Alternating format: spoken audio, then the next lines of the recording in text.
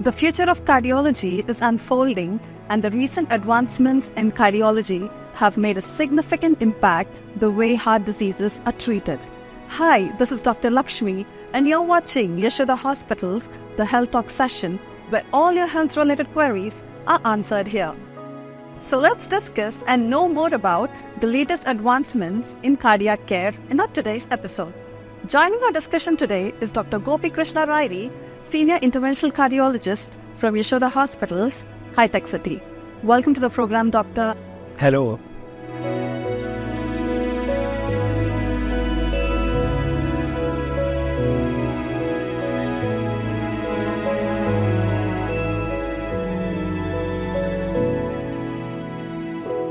So, Doctor, it's a known fact that ఈ మధ్య కాలంలో కార్డియోవాస్కులర్ డిసీజెస్ ఆర్ గుండె జబ్బులు చాలా పెరిగాయి, ఇర్రెస్పెక్టివ్ ఆఫ్ ఏజ్ కానివ్వండి ఆర్ జెండర్.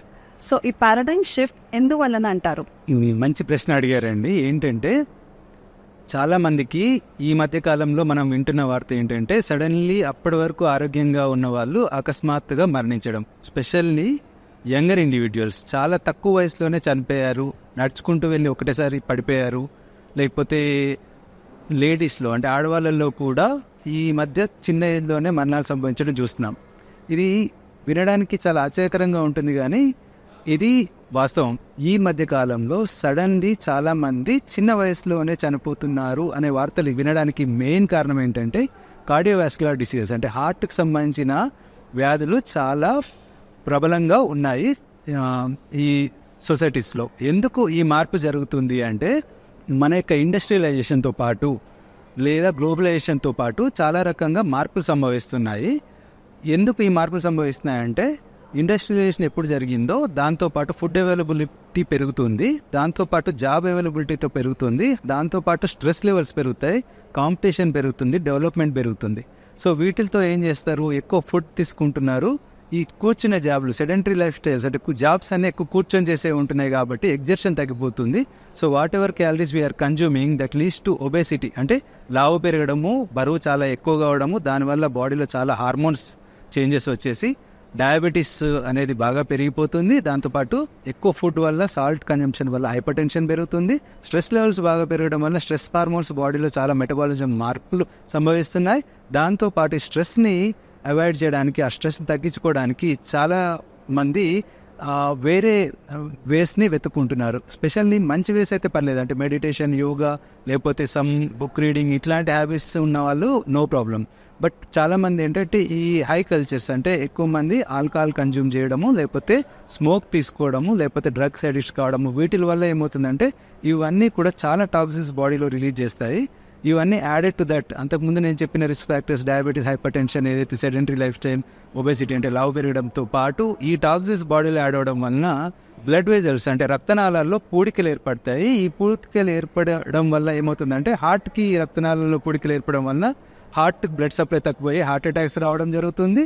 లేదా కాళ్ళకి రక్తం సరఫరా జరగడం వల్ల కాళ్ళల్లో రక్త ప్రసారం తగ్గిపోయేసి కాళ్ళల్లో తీసేయడం, యాంపిటేషన్స్ జరుగుతుంది. లేదా బ్రెయిన్లో రక్త ప్రసారం తగ్గిపోవడం వలన స్ట్రోక్స్ అంటే పారాలసిస్ ఇట్లాంటివన్నీ పెరుగుతూ ఉన్నాయి. సో మీరు చెప్పినట్టుగా చాలా మంది యంగ్ జనరేషన్ వాళ్ళు గుండె జబ్బుతో డిటెక్ట్ అవుతున్నారు. సో మనం ఈ గుండె జబ్బుని ఎర్లీగా డిటెక్ట్ చేయడానికి ఏమైనా లేటెస్ట్ టెక్నాలజికల్ అడ్వాన్స్మెంట్స్ వచ్చాయా డాక్టర్? పాతకాలంలో అంటే కొన్ని రోజుల క్రితం వరకు, కొన్ని సంవత్సరాల క్రితం వరకు మనకి ఎవరైనా పేషెంట్స్ ఇట్లా వచ్చినప్పుడు ఫస్ట్ బీపీ చెక్ చేయడము, పల్స్ చెక్ చేయడము, పల్స్లో ఏమైనా ఇర్రెగ్యులారిటీస్ ఉన్నాయి ఇట్లాంటివి ఎక్కువ చూసేవాళ్ళం. కానీ తర్వాత ఈసీజీ అంటే ఎలక్ట్రోకార్డియోగ్రామ్ అనే టెస్ట్ వచ్చింది. దాని తర్వాత 2D ఎకోకార్డియోగ్రాఫ్ అనేది వచ్చింది. దాని తర్వాత మనకి ఈ మధ్య కాలంలో ఈ రెండు టెస్టులు కాకుండా కొన్ని రకాల మార్కర్స్ అని వచ్చాయి. అంటే బ్లడ్లో కొన్ని మార్కర్స్ ఉన్నాయి. ఈ మార్కర్స్ని బట్టి మనకి ఎంతవరకు హార్ట్ ఉండే ప్రాబబిలిటీ ఉంటుంది ఈ పేషెంట్స్లో అనేది తొందరగా తెలుసుకోవచ్చు. సపోజ్ ఇప్పుడు సడన్లీ ఒక పేషెంట్ అకస్మాత్తుగా నాకు చెమటలు పట్టే చెస్ట్ పెయిన్ అని వచ్చాయి అని క్యాజువాలిటీకి ఎమర్జెన్సీ రూమ్కి వచ్చినప్పుడు మనకి ఇమీడియట్గా తీసిన ఈసీజీలో 2D ఎకోలో ఏం ఫైండింగ్స్ మనకు తెలియకపోవచ్చు, ఎందుకంటే అప్పటికి హార్ట్ పెద్ద డ్యామేజ్ అయ్యి ఉండకపోవచ్చు. కానీ హిడన్లీ కొద్దిగా రక్తనాళంలో బ్లాక్ జరిగి ఉండొచ్చు. హాస్పిటల్కి వచ్చే లోపల అది కొద్దిగా తెరుచుకొని ఉండొచ్చు, దానివల్ల మనకి ఈసీజీ ఎక్కువ నార్మల్గా అనిపించవచ్చు. అట్లాంటి పేషెంట్స్ని మనము ట్రై చేయాలి, వెంటనే పంపించకూడదు. ఈ ట్రోపోనిన్ ఏంటి అంటే ఎప్పుడైతే బ్లడ్ సప్లై హార్ట్కి తగ్గిపోతుందో మూసుకుపోవడం వల్ల, సడన్లీ మూసుకుపోవడం వల్ల హార్ట్లో ఉండే కండరం అనేది డెత్ అవుతుంది, అంటే చనిపోవడం జరుగుతుంది కండరాలు. సో సెల్స్ బ్రేక్ అయినప్పుడు హార్ట్ కండరంలో స్పెషల్ ఒక కెమికల్ ఉంటుంది ట్రోపోనిన్ ఐ అనేసి. సో ఈ ట్రోపోనిన్ ఐ వల్ల మనకి ఈ టెస్ట్ చేయడం వలన ఈవెన్ మినిమల్ ఇంజరీ ఉన్నా కూడా అది పాజిటివ్ వచ్చింది అనుకోండి, వాళ్ళకి మనం అడ్మిట్ చేసుకోవాలి, వాళ్ళకి మనం యాంజియోగ్రామ్ అడ్వైజ్ చేయాలి. ఒకవేళ ఈ టెస్ట్ లేకపోయి ఉంటే ఇదే పేషెంట్ నార్మల్ అని ఈసీజీ నార్మల్ ఎక్కువ నార్మల్ అనేసి బయటకు వెళ్ళిపోతారు. సడన్లీ మళ్ళీ కొద్ది బ్లాక్ రాగానే సడన్లీ కొలాప్స్ అవ్వడం, డెత్ అవ్వడం జరుగుతుంది. సో ఈ టెస్ట్ వల్ల చాలా వరకు ఇప్పుడు ఈ మరణాన్ని చాలా వరకు మనం ఆపగలుగుతున్నాం. దీంతో పాటు ఈ టెస్ట్లో ఒకవేళ పాజిటివ్ వస్తే నేను చెప్పినట్టు యాంజియోగ్రామ్ అనే టెస్ట్ ఉంటుంది. యాంజియోగ్రామ్ టెస్ట్లో ఎన్ని బ్లాక్స్ ఉన్నాయో మనకు తెలుసుకుంటాము. ఈ బ్లాక్స్ ఒక్కొక్కసారి మనకు మిస్లీడ్ చేస్తూ ఉంటాయి. అంటే ఇప్పటివరకు యాంజియోగ్రామ్లో మనం ఏంటంటే ఓన్లీ ఐబాల్ మన యొక్క విజువల్ యాక్టివిటీ బట్టి మనము జనరల్లీ కేటగరైజ్ చేస్తాం. అంటే నాకు ఒక బ్లాక్ 50% అనిపించవచ్చు, లేకపోతే పక్కనే ఉన్న ఇంకో డాక్టర్ 60% అనిపించవచ్చు. It's all like depends on hour perception. కానీ సిమ్టమాటిక్ కోరిలేషన్ లేకపోతే మనం ఏం చేస్తాము అంటే ఇమేజింగ్ మోడాలిటీస్ అని వచ్చాయి ఇప్పుడు. ఏంటంటే ఐఓఎస్ అండ్ ఓసిటీ అనేసి, అంటే intravascular ultrasound and OCT optical coherent tomography అనేసి. మనం స్పెషల్ క్యాథెటర్స్ని దాంట్లో పంపించి బ్లడ్ వెజల్ యొక్క డయామీటర్ ఎంత ఉంది, అది ఎంతవరకు నేరో అయిన పార్ట్లో ఎంత సిగ్నిఫికెంట్గా నేరో అయింది అనేది ఈవెన్ మెజర్మెంట్ వైజ్ కూడా మనం తీసుకొని if at all that is significant అనిపిస్తే దాన్ని స్టెంట్ చేయడము, లేదు అంత లేదు అన్నప్పుడు దాన్ని స్టెంట్ చేయకుండా మందుల మీద మెడికల్ మేనేజ్మెంట్ మీద వదిలిపెట్టడం అనేది జరుగుతూ ఉంది. So discussing about angiogram doctor, ఇంతకుముందు సింగిల్ వెసల్ ఎఫెక్ట్ అయి ఉంటే మనం స్టెంట్ వేసేవాళ్ళం, and more than 1 vessel effect అయి ఉంటే మనం సిఏబీజీ కన్సిడర్ చేసేవాళ్ళం. సో ఈ ఏరియాలో పర్టికులర్గా ఏమైనా లేటెస్ట్ అడ్వాన్స్మెంట్స్ వచ్చాయా డాక్టర్? ఈ రోజుల్లో చాలా టెక్నాలజీ అడ్వాన్స్మెంట్ ఉంది, కొత్త ఇన్నోవేషన్స్ జరిగాయి. వీటి వల్ల ఏంటంటే సింగిల్ వెజలే కాకుండా మల్టిపుల్ వెజల్స్లో బ్లాక్స్ ఉన్నా మనము స్టెంట్స్తోనే చాలా కేసెస్ని డీల్ చేయొచ్చు. మీరు అడిగినట్టు ఒక వెజల్ ఒక రక్తనాళంలో అంటే స్టెంట్ వేయచ్చు, బట్ ఒక రక్తనాళంలో స్టెంట్ వేస్తున్నప్పుడు పక్క రక్తనాళం దాని నుంచి వచ్చే బ్రాంచ్ పూడుకుపోతుంది కదా, మరి అట్లాంటి ఇంతకుముందు ఆ రిస్క్ లేకుండా బైపాస్తోనే బాగుండే కదా రిజల్ట్ అనుకున్నప్పుడు ఓన్లీ బైపాసే ఆప్షన్ లాగా మనకు కనిపిస్తుంది. కాకపోతే ఇప్పుడు బైఫర్కేషన్ స్టెంటింగ్ స్ట్రాటజీస్ అని వచ్చాయి. వాటిలో ఏంటంటే మనం ఒక రక్తనాళానికి స్టెంట్ వేసి వెడల్పు చేసే క్రమంలో సైడ్ బ్రాంచ్ అంటే పక్క నుంచి వచ్చే దాని నుంచి వచ్చే ఒక చిన్న రక్తనాళము మూసుకుపోకుండా కూడా కొన్ని రకాల బైఫర్కేషన్ స్టెంటింగ్ స్ట్రాటజీస్ అని వచ్చాయి. వాటిలో చాలా రకాలు ఉన్నాయి. So doctor, open heart surgery అంటే చాలా మంది భయపడతారు, ఎందుకంటే హాస్పిటల్లో చాలా రోజులు ఉండాల్సి వస్తుంది అండ్ పెయిన్ కూడా చాలా ఉంటుంది అని. సో మినిమలీ ఇన్వేసివ్ టెక్నిక్స్ ఏమున్నాయి డాక్టర్?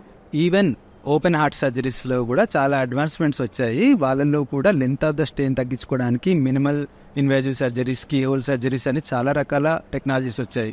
సో దట్ పేషెంట్ని చిన్న ఇన్సిషన్స్తో అంటే చిన్న కట్ ద్వారానే వాళ్ళు చిన్న హోల్స్ ద్వారానే లోపలికి పోర్ట్స్ ద్వారా వెళ్ళేసి సర్జరీ చేయడం జరుగుతూ ఉంది. సో దీని ద్వారా ఏంటంటే పెద్దగా ఓపెన్ చేసే పెద్ద కట్ని ప్రివెంట్ చేయొచ్చు, స్కార్ రాకుండా ప్రివెంట్ చేయొచ్చు. ఈవెన్ కాస్మెటిక్ పర్పస్ కొందరికి స్కార్ వచ్చేసి పెద్దగా కనిపించి అబ్నార్మల్గా ఉండకుండా సింపుల్గా పంపించడానికి చాలా ప్రయత్నాలు జరుగుతూ ఉన్నాయి.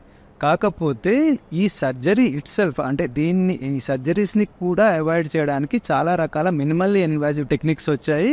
ఇంటర్వెన్షన్ కార్డియాలజీ అంటాం కదా, మేము చేసే యాంజియోగ్రామ్, యాంజియోప్లాస్టీ వీటితో కూడా చాలా రకాలుగా మనము సర్జరీ లేకుండా చాలా కేసెస్లో అవాయిడ్ చేయొచ్చు. అంటే ఆపరేషన్ అవసరం లేకుండానే ఓన్లీ తొడ నుంచి లేకపోతే చేతి నుంచి చిన్న పంక్చర్ ద్వారా ఒక వైర్స్ని పంపించి స్టెంట్స్నైనా లేకపోతే పేస్ మేకర్స్నైనా లేకపోతే 2 or 3 స్టెంట్స్ని ఎట్ ఏ టైం అయినా లేకపోతే కొన్ని రకాల హార్ట్ ఫెయిల్యూర్ ఇన్స్ట్రుమెంట్స్ని ఐసీడీ, సిఆర్టీడీ ఇట్లాంటి వాటిని ఎన్నో రకాల వాటిని కూడా సర్జరీ లేకుండా ఈ మధ్య కాలంలో మనం చేయగలుగుతున్నాం. ఇంతకుముందు మనం చాలాసార్లు రక్తనాళాల్లో కాల్షియం ఉంది అని, ఈ కాల్షియం ఉండడం వలన మనము మెటీరియల్స్ని స్టెంట్స్ని పుష్ చేయలేము, అవన్నీ లోపలికి పంపించలేము. అంటే కాల్షియం అంటే గట్టిపడుతుంది కాబట్టి రక్తనాళం ఈజీగా స్టెంట్స్ వెళ్ళవు కాబట్టి అట్లాంటి కేసెస్లో ఓన్లీ బైపాస్ అనేది ఆప్షన్ లాగా ఉండేది, కంపల్సరీ కట్ చేయాల్సి వచ్చేది. బట్ ఈ రోజుల్లో లేటెస్ట్ అడ్వాన్స్మెంట్ ఎక్విప్మెంట్స్ వీటి వల్ల కాల్షియంని కూడా మాడిఫై చేసి డ్రిల్ చేసుకొని ఈజీగా వెళ్ళగలుగుతున్నాం. వాటిల్లో కూడా కోత లేకుండా మనము చాలా వరకు డీల్ చేయగలుగుతున్నాం మంచి రిజల్ట్స్తో. సో ఇంతకుముందు మీరు చెప్పినట్టుగా కాల్షియం డిపాజిట్స్ ఎక్కువగా ఉంటే మనం ఓపెన్ హార్ట్ సర్జరీయే కన్సిడర్ చేసేవాళ్ళం. సో ఈ పర్టికులర్ ఫీల్డ్లో లేటెస్ట్ అడ్వాన్స్మెంట్స్ ఏమొచ్చాయి డాక్టర్?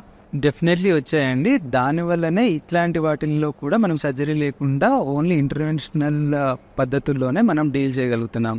ఎలా అంటే ఒక రక్తనాళములో పొడికి ఏర్పడ్డది అంటే మనకి అది దేనివల్ల అయినా కావచ్చు. సింపుల్గా ఓన్లీ రక్తం గడ్డనే కట్టి ఉండొచ్చు, లేదా కొలెస్ట్రాల్ అనేది ఎప్పటి నుంచో పూడుకుపోయి దాని చుట్టూతా ఫైబ్రోసిస్ అనేసి ఒక గట్టి పదార్థం జమ అయి ఉండొచ్చు, లేదా కొంతమందిలో ఎక్కువ రోజుల నుంచి బ్లాకెడ్ ఉన్నట్టయితే దాంట్లో కాల్షియం అనేది జమ అయిపోయేసి దాన్ని చాలా హార్డ్ అండ్ గట్టిగా చేసేస్తూ ఉంటుంది. అది గట్టిగా ఎందుకు అవుతుంది అంటే ఇట్స్ లైక్ ఎ సింపుల్, మనం మామూలుగా మెత్తటి మట్టి ఉన్నప్పుడు మెత్తగా ఉంటుంది, దాంట్లో సిమెంట్ యాడ్ చేసి పెట్టామనుకోండి అది కొన్ని రోజులైన తర్వాత డ్రై అయిపోయి గట్టిగా అవుతుంది. అంటే ఈ కాల్షియం జమ కానంత వరకు హార్ట్లో ఉండే పైపు రబ్బర్ పైప్ లాగా బిహేవ్ చేస్తూ ఉంటుంది. ఒకవేళ కాల్షియం జమ అయినప్పుడు ఏంటంటే అది సిమెంట్ పైప్ లాగా అయిపోతుంది. సో మరి ఈ కాల్షియం ఉన్నప్పుడు ఇంతకుముందు ఓన్లీ ఓపెన్ ఆపరేషనే అనేవాళ్ళు, కానీ ఇప్పుడు ఈ కాల్షియంని మాడిఫై చేసే టెక్నాలజీస్ చాలా వచ్చాయి. అవేంటంటే నేను ఫస్ట్ చెప్పినట్టు ఇంట్రావాస్కులర్ ఇమేజింగ్ ఫస్ట్ చేస్తాం, ఐవస్ లేకపోతే ఓసిటీ అని ఇమేజ్ చూసుకొని ఎంత కాల్షియం ఉందో చూసుకుంటాం. చూసుకున్న తర్వాత ఏం చేస్తామంటే ఇప్పుడు మామూలుగా ఇంతకుముందు బెలూన్స్ లోపలికి పంపించి దాంతో బెలూన్స్ని ఇన్ఫ్లేట్ చేసి వెడల్పు చేసేవాళ్ళం రక్తనాళాలని. కాకపోతే ఇప్పుడు ఏం చేస్తామంటే మామూలు బెలూన్స్తో ఈ కాల్షియం ఉన్నప్పుడు వెడల్పు కాదు కాబట్టి కట్టింగ్ బెలూన్స్ అనేసి దాంట్లో ఏంటంటే చిన్న బ్లేడ్స్ టైప్లో అది బెలూన్ వెడల్పు చేసినప్పుడు కాల్షియంని బ్రేక్ చేస్తుంది అన్నట్టు. కొంతమందికి కట్టింగ్ బెలూన్స్ ద్వారానే రక్తనాళాలు వెడల్పు అవుతాయి. ఒకసారి వెడల్పోయిన తర్వాత దాంట్లో పోయి స్టెంట్ వేసేసుకొని మళ్ళీ రీకాయిల్ కాకుండా అంటే మళ్ళీ క్లోజ్ కాకుండా స్టెంట్ వేసుకొని ఒక మెటల్ని వేసేసుకొని వచ్చేస్తాం. బట్ ఇప్పుడు ఏం చేస్తున్నాము, ఈ కటింగ్ బెలూన్తో కాకుండా కొన్ని కేసెస్ ఇంకా కాల్షియం హెవీ ఉన్నప్పుడు కటింగ్ బెలూన్స్తో కూడా అవ్వదు. అప్పుడు ఏం చేస్తాము అంటే దాన్ని డ్రిల్ చేసే మిషన్స్ అంటే రోటా బర్ అంటాం, రోటా అబ్లేషన్ అనేసి ఒక బర్ని, అంటే బర్ అంటే ఏంటంటే మామూలుగా ఊర్లలో మనము లేదంటే ఇక్కడ రిగ్ బోర్స్ అంటాము, వాటిని వేసేటప్పుడు డ్రిల్ చేసుకుంటూ ఒక రొటేట్ చేసుకుంటూ ఒక బర్ వెళ్తూ ఉంటుంది కిందకి. ఎందుకంటే ఎర్త్ని డ్రిల్ చేయడం అంత ఈజీ కాదు, అక్కడ గట్టి పదార్థం కాబట్టి డ్రిల్ చేసుకుంటూ వెళ్ళాలి.